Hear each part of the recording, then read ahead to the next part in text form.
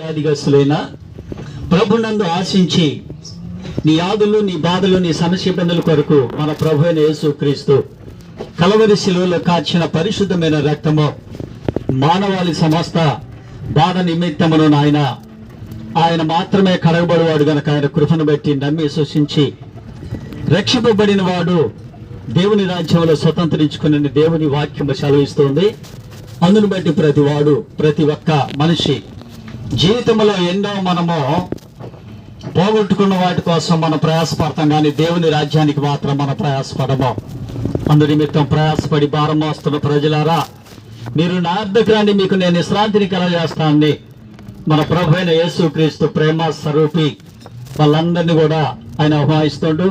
అందుని బట్టి మనం అందరం కూడా ప్రభునందు రక్షణ పొంది దేవుని నామాన్ని గుర్తెరిగి దేవుని ప్రేమలో ప్రేమ పాత్రులుగా మనము జయించబడితే మనకి రాబోయే ఉగ్రత సమయంలో ఆ ఉగ్రత దినమున మళ్ళా తప్పించడానికి ఈ లోకంలో ఏ మనిషి మనకి ఏ బంధుత్వమో ఏ ఒక్క ఈ లోక సంబంధమైన వ్యక్తులు మనల్ని ఏది రక్షించలేరు, కానీ ఆ రక్షకుడు మాత్రమే తప్పించగలడు.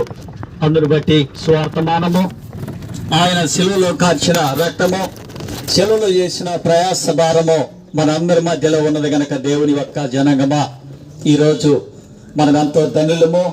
దేవుని యొక్క మహిమను ఆయన ఆశించి మనం అడిగినట్లయితే దేవుడు మనల్ని ఎప్పుడు కూడా సిగ్గుపరచువాడు కాదు. హల్లెలూయా.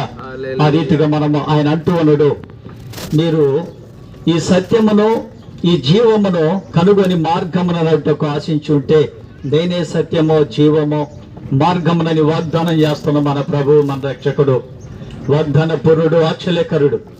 ఆయన ప్రేమ తత్వము, ఆయన మంచి మనస్తత్వము, ఆయన ఒక గుణతత్వము ఏ మనిషిలో లేదు, ఎక్కడ ఏ కుటుంబంలో కూడా అది రాదు. ఎందుకంటే ఆయన నమ్మితేనే ఆ ప్రేమ తత్వము, ఆ మంచి మనస్తత్వము, ఆయన ప్రేమలో ఇలువున్నది, ఆయన రక్తములో సమస్త మానవాళికి మంచితనము రావటానికి అలాంటి మంచి మనస్తత్వం కలిగిన ప్రభు అయిన యేసుక్రీస్తు వారు మన ప్రాంతానికి వచ్చిండు. అందుని బట్టి దేవుని ఒక్క జనంగా మనం విని దీన్ని అనుసరించి వినియోగపరుచుకొని ఏ బాధతో ఉన్నా, ఏ సమస్యలో ఉన్నా, ఏ ఇబ్బందిలో ఉన్నా, నీవు ఈ సమయం ముందు ఆశించి ఉంటే నీ బాధల నిర్మూలంగా ఆయన రక్తంలో కడుగువాడు. నీ యొక్క బాధ్యతను తొలగించి ఆయనలో నిన్ను అనుసరించే బిడ్డగా ఆయన చిత్తము నెరవేర్చువాడు. అందుకే నా ప్రభు అంటున్నాడు, ప్రయాసపడుతున్న వా బిడ్డ, ప్రతి వ్యాధితో పత బాధతో సమాధానం లేకనో సంతోషం లేకనో ప్రయాసపడుతున్న భారం మోస్తున్న ప్రజలారా, మీరంతా నా వద్దకు రండి, మీకు సమాధానమును కలగజేస్తానని నా ప్రభును రక్షకుడు వాగ్దానం చేస్తున్నాడు. ఈ సమయమందు మనము ప్రయాసపడుతుంటే ప్రభు నన్ను నమ్మి విశ్వసించిన ఎడల ఆ భారము బాధ్యత బయటకు నా ప్రభు మన ప్రాంతానికి వచ్చి ఉన్నాడు.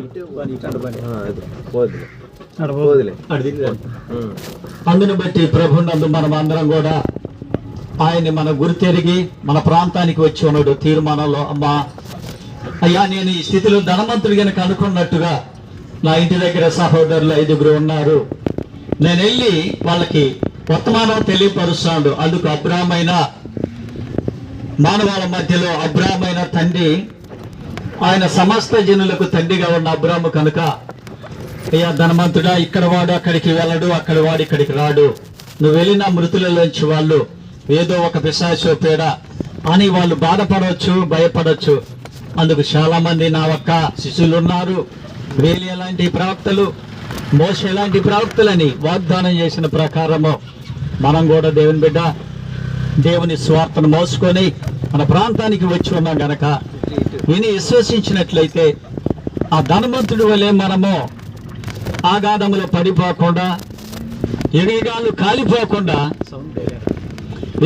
కాలిపోకుండా దేవుని రాజ్యంలో మనం అందరం కూడా ఆయన రాకడ సమయంలో ఆ రాబోయే ఉగ్రత నుంచి తప్పించి మన ప్రభు మనతో ఉండగనక ఆయన రాజ్యంలో మనం అందరూ ఉంటామని మీ అందరికీ మనవి చేస్తున్నాం. దేవుని స్తోత్రం. ఈ లోకంలో మనం సంపాదన కొరకే కాదు, దేని బిడ్డలారా ఆస్తుల కొరకే కాదు, అనేకమైన వాటిని కూడసచ్చి మనము వ్యర్థంగా వెళ్ళిపోవటం కొరకే కాదు, దేవుడు సత్యము తెలిసి దేవుని యొక్క చక్కని సువార్తను విని దేవుని యొక్క నామమును నువ్వు గురితిరిగినట్లయితే ఈరోజే రక్షణ దినము, నేడే మనకి మంచి తరుణము. ఆయన సమకూర్చి నిన్ను నీ కుటుంబాన్ని ఆయన రాజ్యంలో చేర్చుకోగలడు.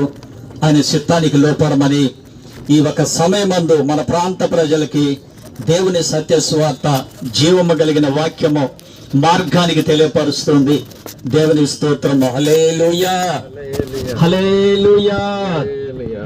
నీ జీవితం విలువైనది, నరులారా రండని చల్లవైనది, నరులారా రండని చల్లవైనది. ఈ జీవితం విలువైనది, నరులారా రండని చల్లవైనది.